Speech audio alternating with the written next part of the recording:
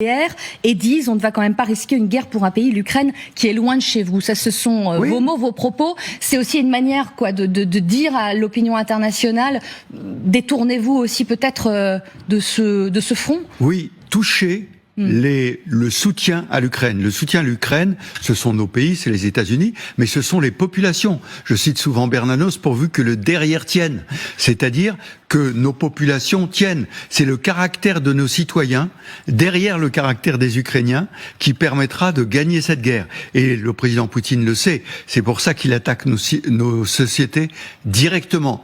Et ne nous leurrons pas. Il est écouté dans une partie de la population qui trouve que finalement cette guerre en Ukraine, c'est pas trop notre problème. Donc il faut vraiment. C'est à elle qu'il parle. Oui, c'est à elle qu'il parle. Et c'est à elle qu'il parle. Et il le parle sur un aspect civilisationnel. Vous vous souvenez du discours dans la salle Saint-Georges où il avait parlé des parents 1, des parents 2, tous les sujets qui sont au cœur de notre société. Il enfonce un coin pour marquer que lui défend la vieille Russie, donc des concepts sûrs, certains qui plaisent à beaucoup de nos sociétés, il faut le reconnaître. Hein. Et du coup, il cherche à enfoncer un coin, alors que le problème n'est pas là. Le problème n'a rien à voir. On peut être d'accord avec ce point de vue-là. En revanche, le fait qu'il ait utilisé la force pour envahir un pays indépendant est quelque chose de totalement inadmissible. Un passage à l'acte aujourd'hui vous semble très peu probable, clairement. Non, je pense que c'est vraiment de la communication. On ne peut pas exclure. On parlait hier avec Dominique Moisy, on ne peut pas exclure un acte suicidaire. Qu'est-ce que vous entendez par là que Poutine, se rendant compte qu'il a perdu, que c'est fini, après tout le monde disparaîtra avec moi, pourquoi pas. Il faut faire attention à ce type de choses. Mais à part cela, je crois que jusqu'au bout, l'attitude de nos populations est de tenir. N'ayez pas peur, disait le Saint-Pape Jean-Paul II, n'ayez pas peur. Tenons, parce que jusqu'au bout, si nous tenons, il n'ira pas dans ces extrêmes. Vladimir Poutine, vous le dites, qui s'adresse à sa population, mais aussi aux Occidentaux en agitant cette menace nucléaire. Il s'adresse aussi aux responsables chinois, au président Xi Jinping, qu'il a reçu. Il y a aussi cette réponse-là, en agitant à nouveau cette menace. Oui, alors là, il est dans une situation extrêmement difficile parce que la Chine, maintenant, finalement, la situation lui convient assez. Le fait que les Américains se concentrent sur l'Europe, c'est bien, ils s'occupent pas de Taïwan. Premier point. Deuxième point, les rapports avec la Russie devient un séide de la Chine, est obligée de vendre du gaz et du pétrole à bas prix. Au Conseil de sécurité, c'est plus la Chine qui veut jouer le rôle de médiateur. La Russie. Elle a proposé son plan de paix en 12 points. Qui est pas vraiment un plan, mais bref, la Chine veut prendre une place importante et donc. L'entrevue pendant 3 jours avec le président Xi et le président Poutine, je crois, le président Poutine a dû se rendre compte un peu qu'il était complètement sous la coupe chinoise. Cornerisé. Voilà. Parce que pas de soutien militaire non plus. Non. Promis. Donc, oui, parce que le jour où, objectivement, la Chine fournira de l'armement, elle pourra plus être un intermédiaire. C'est pas possible. Elle pourra plus jouer son rôle de diplomatie sur le plan de paix. Donc là, le président Poutine se rend compte qu'il est en état d'infériorité. Est-ce que la déclaration qu'il fait sur le déploiement d'armement en Biélorussie, qui vient en contradiction avec ce qu'il a dit à Xi, est une façon de dire « je garde mon indépendance peut-être ». Mais en même temps, cela va aussi dans le sens de ce qui s'est passé ces dernières semaines quand la Russie a annoncé qu'elle sortait du traité de réduction des armes stratégiques New START. Finalement, il n'y a pas forcément de surprise dans ce genre de déclaration et de positionnement. Non, il n'y a pas de surprise. Ce qui est rassurant de l'autre côté, c'est que les Américains nous annoncent qu'ils dialoguent toujours avec la Russie sur ces sujets-là. Je dis que le jour où les Américains nous diront qu'il y a de l'armement stratégique qui élève son niveau d'alerte, que les Russes n'en parleront pas et ne le présenteront pas à la télévision, là je serai inquiet. Général Dominique Trinquant, l'ex-chef de la mission française de l'ONU. Je comprends maintenant pourquoi, en réalité, la France a perdu la quasi-totalité des guerres qu'elle a menées à l'extérieur de la France. Oui, je comprends pourquoi la France a perdu quasiment toutes les guerres, certainement même qu'elle a menées ici sur le continent européen. Ouais, je comprends pourquoi, à part la colonisation, il faut le dire, où on est allé s'emparer des civilisations, des mœurs, où on est allé piétiner des populations faibles, où on est allé violer les droits de l'homme sur ces terres, des populations paisibles qui ne demandaient absolument rien. À part cette terre de colonisation, ce travail forcé, à part ces maltraitances de ces personnes vraiment faibles militairement, sincèrement, toutes les guerres que la France a menées, des guerres modernes, je veux dire, de notre ère, je comprends maintenant pourquoi la France les a perdues et pourquoi la France continue à les perdre. Ouais. La guerre face aux terroristes dans le Sahel, ça n'a pas donné le résultat escompté.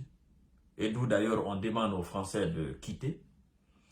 La guerre de l'Indochine, ça a été un fiasco.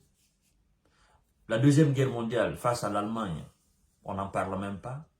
La première guerre mondiale, Napoléon, en Russie, on n'en parle même pas. Donc je comprends maintenant. Parce que je me pose la question, comment un général, un officier de surcroît, un général, peut s'asseoir et tenir un type, c'est-à-dire un tel narratif, à la télévision en plus, parler de la défaite de la Russie. Sincèrement,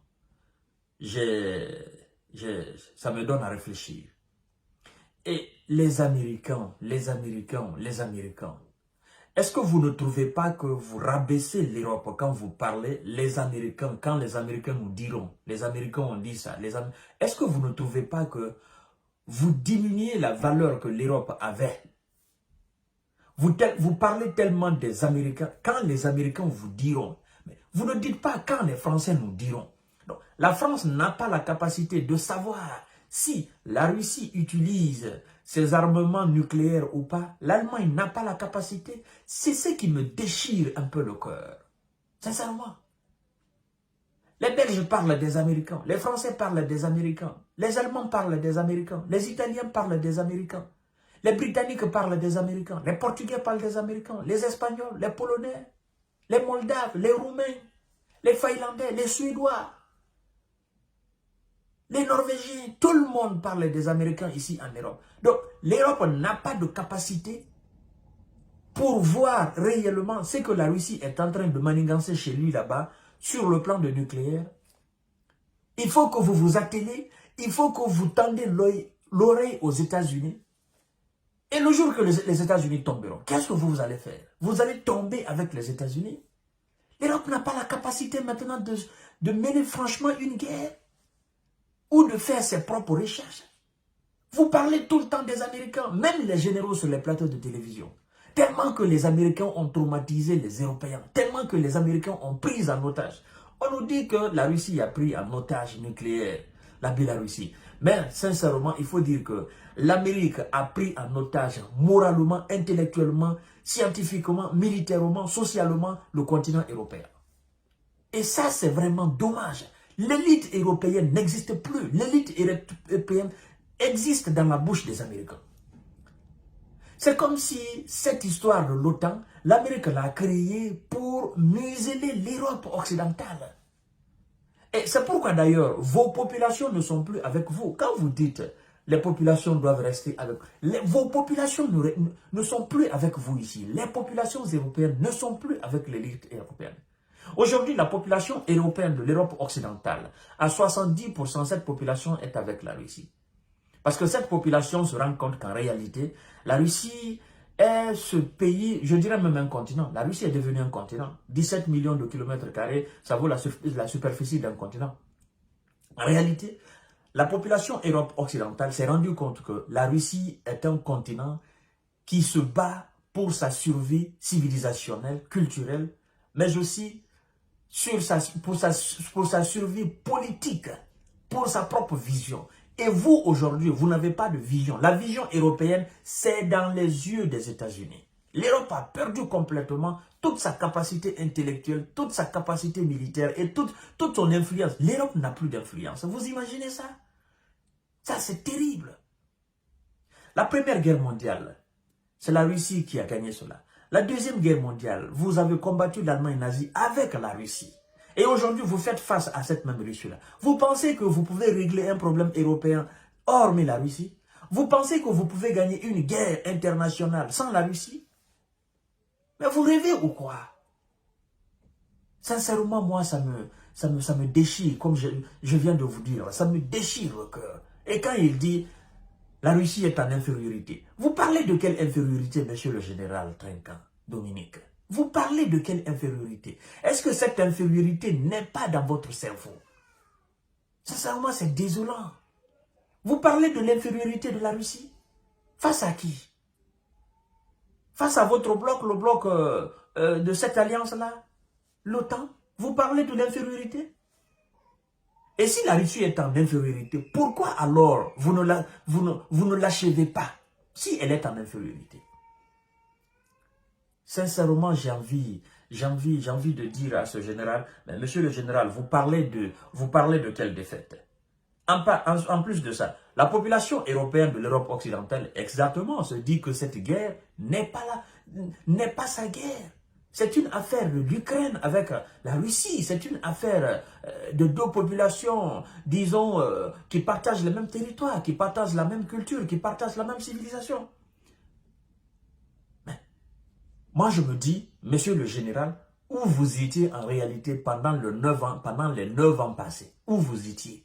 Où vous étiez? Parce que vous étiez au courant de tous ces accords de Minsk. Vous étiez au courant de tout ce qui se tramait dans le Donbass, dans le Grand Donbass. Vous étiez au courant de tout. Vous étiez au courant quand le peuple ukrainien, vous parlez d'envahisseurs, vous étiez au courant quand le peuple ukrainien, l'administration ukrainienne, l'état central même de l'Ukraine, massacrait ses propres populations dans le Grand Donbass.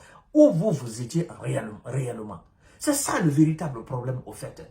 Quel discours vous teniez en ce moment-là? Ou bien vous aviez les yeux fermés en ce moment, monsieur le général? Vous êtes un général, vous êtes militaire. Vous parlez de défaite russe.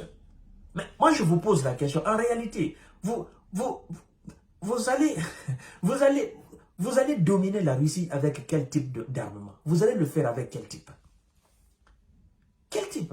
Aujourd'hui, s'il y a une puissance qui est en position de supériorité, qui est en position de force, c'est bien sûr la Russie. Ce n'est pas les États-Unis. Ce n'est pas l'Union européenne. S'il y a aujourd'hui une puissance qui est en position de force, c'est bien la Russie. La Russie n'est pas dans une position d'infériorité. Ça, il faut que vous changez ce narratif-là si vous voulez avoir réellement ce respect de la part même de votre propre population. Quand les gens vous équipent comme ça, là, ils se disent, c'est un général qui parle là. Mais dites-nous alors, placez-nous le plan de victoire de l'Ukraine face à la Russie. Tracez-nous le plan de victoire, le plan de réussite de l'OTAN face à la Russie. Placez-nous ce plan-là. Dites-nous en réalité, vous allez utiliser quelle stratégie pour gagner cette bataille sur le terrain. C'est de ça il s'agit. Il ne s'agit pas de tenir un discours politique. Vous êtes militaire. Tenez des discours militaires. Les militaires, ce sont des stratèges. Vous vous appuyez sur des stratégies pour dire telle puissance peut perdre dans cette bataille-là. Vous vous basez sur des stratégies militaires. N'entrez pas dans la politique. Vous tenez un discours politique là. Vous avez un discours politique, monsieur le général. Les généraux, c'est des stratèges. Mais dans votre discours, vous n'êtes pas réaliste, vous n'êtes pas pragmatique. Vous devez... C'est pas possible, sincèrement. Hier, par exemple, quand j'ai fait l'émission sur le colonel Michel Gouya, sur son interview avec France 24, mais je l'ai trouvé réaliste. Il a été stratège dans son explication. Il nous a donné des explications militaires, terre à terre, ce qui peut se passer sur le terrain. Du côté ukrainien, mais aussi du côté russe. Vous avez vu, quand j'ai parlé de ça, moi, je suis venu, j'ai développé ça. Mais quand j'entends chaque fois ce général, j'ai l'impression qu'il est devenu plus politicien que militaire. Et c'est ce qui est dommage. Parce qu'un militaire, on l'invite pour qu'il vienne nous parler dans le jargon militaire, pour qu'il vienne nous parler de stratégie de guerre, de stratégie pouvant permettre à l'Ukraine de remporter sur la Russie. Mais quand vous parlez de politique, vous pensez que les militaires sur le terrain, ils font la politique politicienne? Non. Non, monsieur le général. Alors, vous parlez de la situation difficile, n'est-ce pas? La situation difficile de la Chine. Moi, je voudrais tout simplement vous dire que, en réalité, la Chine n'est pas dans une situation difficile. La Chine est dans une situation favorable. Bien sûr. Parce que n'oubliez pas que maintenant, la Chine n'est pas cette puissance qui a froid aux yeux. Et ce n'est pas les sanctions américaines ou les supposées sanctions ou les pseudo-sanctions américaines qui vont effrayer la Chine. Il faut que vous compreniez cela. Aujourd'hui, la coopération russo-chinoise, cette coopération, elle est plus importante que la coopération européenne, la coopération américano-européenne. Sur le plan économique, sur le plan politique, sur le plan militaire. La coopération entre la Russie et la Chine, elle est plus forte, plus puissante. Elle pèse beaucoup plus lourde que la coopération américano-européenne. C'est ça la réalité, en fait. Et c'est ce que vous ne voulez pas dire. C'est ça surtout. C'est ça. C'est-à-dire, si les États-Unis aujourd'hui craignent quelque chose, c'est cet apport de la Russie, cet apport de la Chine, c'est-à-dire, c'est ce que la Chine peut apporter à la Russie militairement, économiquement, mais aussi politiquement. Vous vous dites, bon, la Chine, vous dites que la Chine a intérêt de ne pas envoyer des armes pour garder toujours son impartialité et pour effectivement continuer sur son plan de paix. Et de l'autre côté, vous avancez dans vos explications, vous dites que si la Chine fournit des armes à la Russie, la Chine ne sera plus crédible. La Chine ne sera plus une Chine impartiale. Le plan de... Vous dites d'ailleurs que le plan chinois, le plan de paix chinois tracé par Xi Jinping, ce n'est pas un plan. Et puis, vous avancez dans votre narratif, vous dites que la Chine, si elle fournit des armes à la Russie, n'est-ce pas, elle ne sera plus une Chine vraiment qui sera crédible. Maintenant, moi je vous pose la question, crédible aux yeux de qui? C'est ça le problème. Crédible aux yeux de qui? Et vous parlez de plan de paix. Et le plan de paix que la Chine trace là, la Chine n'est pas constituée par l'ONU pour venir tracer un plan de paix. La Chine fait du volontariat, de la bonne volonté. C'est ce que la Chine est en train de faire. La Chine n'est pas désignée par la Russie, encore moins les États-Unis ou l'Ukraine. La Chine s'est levée en tant qu'une puissance, n'est-ce pas, qui ne veut pas fermer les yeux sur ce qui est en train de se passer sur notre planète Terre. La Chine veut être une Chine participative dans l'élaboration de la paix. C'est ce qu'il faut savoir. La Chine n'a pas été désignée par qui que ce soit. La Chine fait ce travail-là volontairement. La Chine peut décider de stopper. Si quelqu'un doit faire ce travail de paix, c'est l'ONU. C'est l'ONU, effectivement. Donc, la Chine est en train de jouer le rôle de l'ONU alors, dans cette situation ukrainienne. C'est ça la vérité. Parce que l'ONU a perdu complètement son aura. L'ONU n'est plus une institution pouvant ramener la paix dans le monde entier. Parce que nous savons réellement ce qui s'est passé quand les États-Unis ont voulu attaquer l'Irak. Qu'est-ce que l'ONU a fait? Quand l'OTAN a voulu attaquer la Libye, qu'est-ce que l'ONU a fait? Donc, l'ONU n'est même plus crédible aux yeux des Russes. Si aujourd'hui, vous devez parler de crédibilité, c'est qui peut être crédible aux yeux de la Russie pour entamer une négociation. C'est pas qui peut être crédible aux yeux des Américains, c'est pas ça. Vous avez vu d'ailleurs, pendant que vous parlez de cela, Volodymyr Zelensky, lui, il invite Xi Jinping à venir en Ukraine. Parce que lui, il cherche un interlocuteur. Le gars, il est maintenant conscient. Il sait qu'il ne peut pas remporter militairement sur le terrain. Et vous le savez très bien en tant que militaire, en tant que stratège. Vous savez, à part ce discours, à part ce narratif politique-là, vous savez en réalité que vous ne pouvez pas gagner cette guerre militairement sur le terrain. C'est aussi ça le problème, monsieur le général Dominique Trinquant. Alors, de l'autre côté, vous dites que la Russie est devenue un CD de la Chine.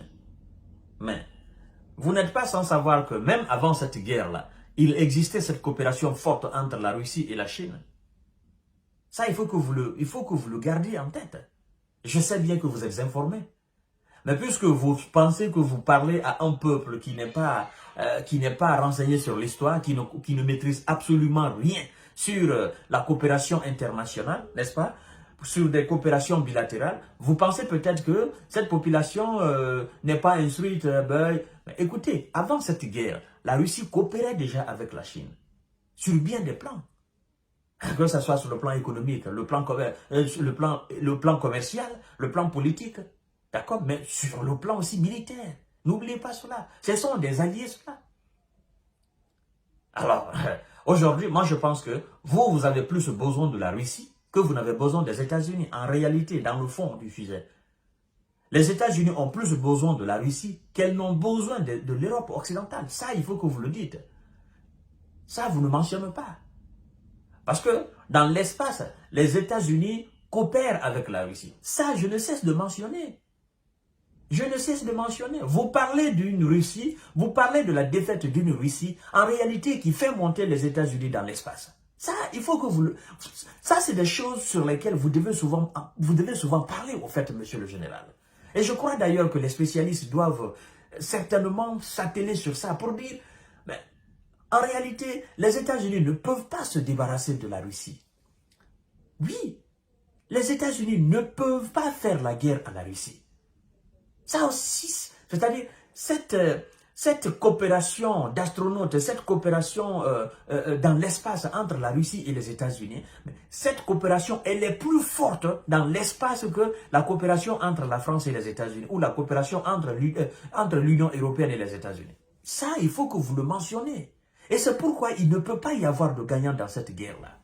Parce que pour que réellement les États-Unis et la Russie s'attaquent, il faut d'abord qu'ils se disloquent, qu'ils mettent fin à cette coopération dans l'espace. Que chacun se débrouille comme ça, quoi. Et on verra bien qui est puissant et qui est faible. On verra bien qui est capable de remporter cette bataille-là. Parce que cette guerre maintenant, c'est sur tous les plans. Sur le plan économique, sur le plan politique, sur le plan nucléaire, sur le plan aussi spatial. Ça, il faut que vous le mentionnez. Et vous ne dites pas combien de fois vos pays occidentaux là, dépendent sur le plan nucléaire de la Russie. Les États-Unis même dépendent d'une partie, n'est-ce pas? On parlait la fois dernière de 20%. De 20%. Le 20% l'uranium enrichi de la Russie. Les États-Unis ont besoin de cela. La France ici, 40%. La Finlande aussi, la Roumanie, la Pologne, ces pays-là. Vous ne dites pas que la Russie aujourd'hui sur le plan nucléaire, la Russie possède la seule et unique usine dans le monde entier capable de réenrichir l'uranium. Ça, vous ne dites pas des choses comme ça. Les États-Unis ne le possèdent pas. La seule usine au monde, cette usine appartient à la Russie. Et qu'est-ce que vous pouvez faire aujourd'hui? Le monde moderne, qu'est-ce que vous pouvez faire sans, n'est-ce pas, vos centrales nucléaires? Vous voyez combien de fois vous avez besoin de la Russie? Vous voyez combien de fois le monde occidental dépend de la Russie? Alors, est-ce que ce monde occidental peut faire une guerre fatale à la Russie? Ça, il faut que... Ce sont des choses souvent que vous devez développer. Et militaire, parlons même militaire, laissons même sur le plan spatial, sur le plan nucléaire, sur le plan d'indépendance à la Russie. Parlons même sur le plan militaire, la guerre même sur le terrain. Vous pensez que vous, en réalité militaire, vous pensez que vous pouvez gagner cette guerre-là face à la Russie? Ça me surprendra. Sincèrement, monsieur le général Dominique Trinquant, je comprends mieux pourquoi la France a du mal à gagner. Même les petits terroristes dans le désert, dans le Sahel. Ça, sincèrement, ça me fait rire. Hein. Ça me fait vraiment rire.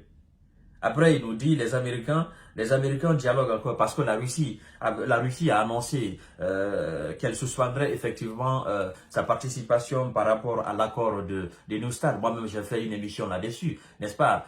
C'est cet accord qui permet aux États-Unis et à la Russie de diminuer les technologies capables ou les missiles intercontinentaux, bien sûr capables de frapper les États-Unis, mais aussi qui sont capables, du côté américain, capables de frapper la Russie. La Russie dit qu'elle suspend, elle n'a pas dit qu'elle se retire complètement. Et d'ailleurs, tous les spécialistes sont unanimes pour dire que si quelqu'un viole constamment les accords, ce sont les Américains qui violent. La Russie ne viole pas les accords. La Russie a toujours respecté les accords. Vous voyez un peu des choses que vous ne dites pas. Vous dites les Américains dialoguent toujours avec la Russie. Ah, pourquoi les Américains dialoguent? Pourquoi vous ne dites pas les Russes dialoguent toujours avec les Américains? Mais ce sont les Américains qui dialoguent. Parce que c'est les Américains qui ont peur de la Russie sur ce plan-là. Sur ce plan de nucléaire, sur ce plan de missiles intercontinentaux, sur ce plan d'accord de New Start, là, ce sont les Américains qui ont peur. Ce n'est pas les Russes. Ce n'est pas les Russes.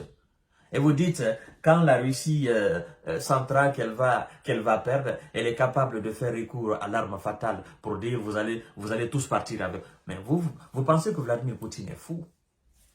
Vous pensez qu'il a perdu la tête? Il vous dit que militairement, même avec les armes conventionnelles, vous ne pouvez pas le battre sur le terrain militairement. Et c'est ce qu'on est en train d'assister depuis combien de temps en Ukraine? Ce n'est pas l'Ukraine qui est face à la Russie, c'est le monde occidental, plus l'Amérique et le Canada qui sont face à la Russie. C'est ça le problème. Et vous avez du mal même à gagner sur le terrain. Et même si vous veniez déclarer officiellement la guerre à la Russie sur ce plan-là, en Ukraine, je pense que ça se passera autrement au fait. Parce que vous n'avez aucune chance d'emporter sur la Russie. Et en ce moment, le jour que vous allez déclarer officiellement la guerre à la Russie, vous allez comprendre que la Russie n'est pas aussi seule dans ce monde-là. Parce qu'en ce moment, on ne parlera plus de plan de paix. La Chine va assumer son rôle d'allié. La Corée du Nord va assumer son rôle d'allié. Tous les alliés de la Russie vont assumer et prendront position derrière la Russie. Ça, il faut que vous mettez dans la tête. Pourquoi aujourd'hui vous vous inquiétez? Oh non, la Corée du Nord a envoyé des armes, la Chine a envoyé des armes. Pourquoi vous avez peur que la Chine envoie des armes en Russie?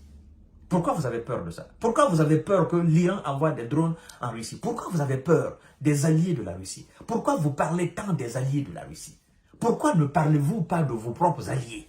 Laissez les alliés de la Russie, concentrez-vous sur vos alliés, sur ce que vous faites ici dans le monde occidental. Laissez ce que la Russie fait avec ses alliés. C'est une guerre maintenant d'alliés, c'est aussi simple que ça. Vous ne devez pas avoir peur des alliés de la Russie. Tout simplement parce que vous mesurez la capacité de frappe des alliés de la Russie. Vous mesurez la capacité militaire des alliés de la Russie. Vous savez de quoi ils sont capables s'ils venaient réellement à s'engager aux côtés de la Russie sur le territoire ukrainien. Vous le savez très bien. Vous savez que s'il y a vraiment cette confrontation, vous savez que le monde occidental n'a aucune chance de s'en sortir. Vous le savez très bien. Alors, moi, je voudrais qu'en tant que général, n'est-ce pas, en tant que général militaire, quand on vous invite souvent, que vous veniez, vous soyez réaliste, quoi, que vous parlez des stratégies et non de la politique politicienne. Laissez les politiciens s'occuper de leur politique. Vous êtes militaire, venez nous parler militaire. Parce que vous n'êtes pas sans savoir que dans le monde entier, ce sont des milliers de généraux qui vous écoutent. Et quand ils vous écoutent comme ça, des généraux qui sont conscients de la capacité de la Russie militairement, mais ils rigolent de vous. Ils vous trouvent franchement marrant. Ils vous trouvent rigolant, c'est ça le problème. Respectez votre intelligence au moins. En respectant votre intelligence, vous allez respecter le peuple. Et le peuple va vous respecter. Les gens sauront réellement que vous méritez ce grade général. Vous voyez un peu, monsieur Dominique? C'est ça le problème. Abonnez-vous sur cette page Jeune Visionnaire Femme. Activez la cloche de notification pour ne plus rater les vidéos de Jeune Visionnaire.